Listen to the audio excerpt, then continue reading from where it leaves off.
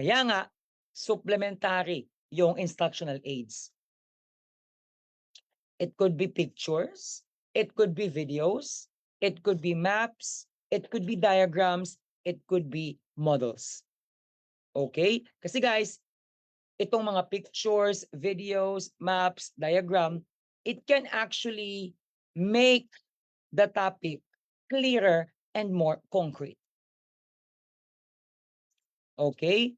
So guys, to help pupils bring the facts home, teacher must make the help of instructional aids. Ibig sabihin po, itong instructional aids, they will serve as your visual support. Again ha, the word is visual support. Again guys ha, itong mga instructional aids, they will serve as your visual support. So students can better grasp the teacher's words. Yan guys. Another one. They supplement the material of the textbooks.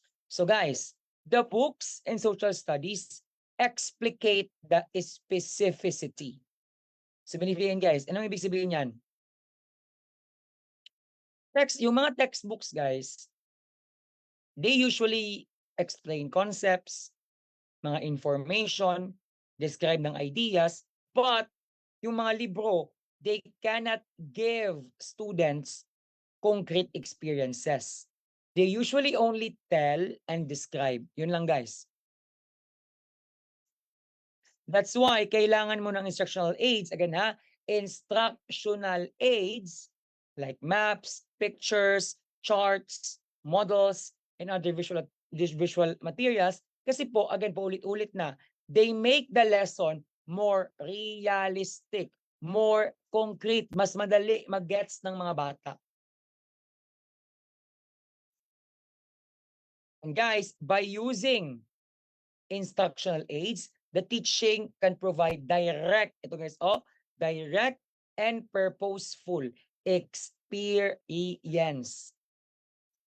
Paano magkaroon ng direct at purposeful experience? Kasi guys, the students can see, visualize, and connect yung lesson better sa real life ng mga bata.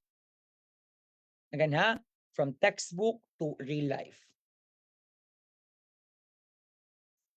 But guys, I think no problema guys no is, for example no, ma-remember ko talaga yung I don't know if na-revise na ba, but as far as I could remember, pag Makabayan na book, like yung, kahit yung grade 4 na libro guys, Makabayan na grade 4, di ba ang kapal, like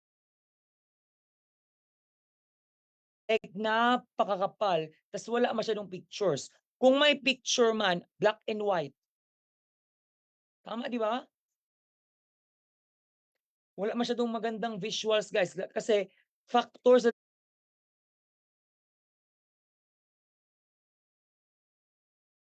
aid guys. Mas bang sa kanila pag may picture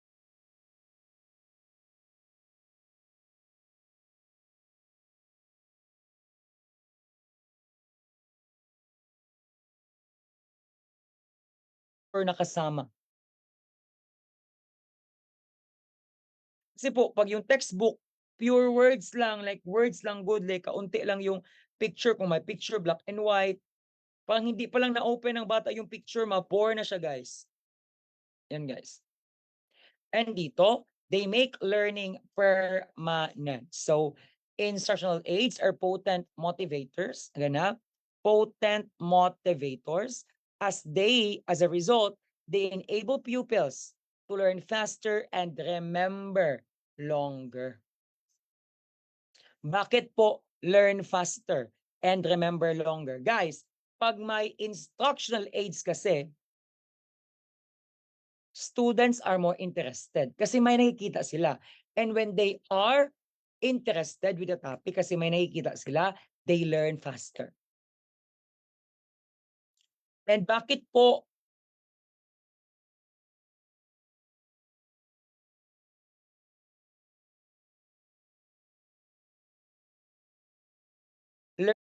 learning can be permanent because of that? Simple guys. They yung information longer because the lesson, it becomes more concrete and meaningful. Kasi guys, the student don't just hear the concept, they see and experience the concept. Yan. They supply necessary basis for developmental learning and hence make learning more permanent. Next. Ito guys, maganda to. Oh. They make social studies real, vivid, vital, interesting, and lifelike. Ano mo guys? Oh, real, vivid, vital, interesting, and lifelike.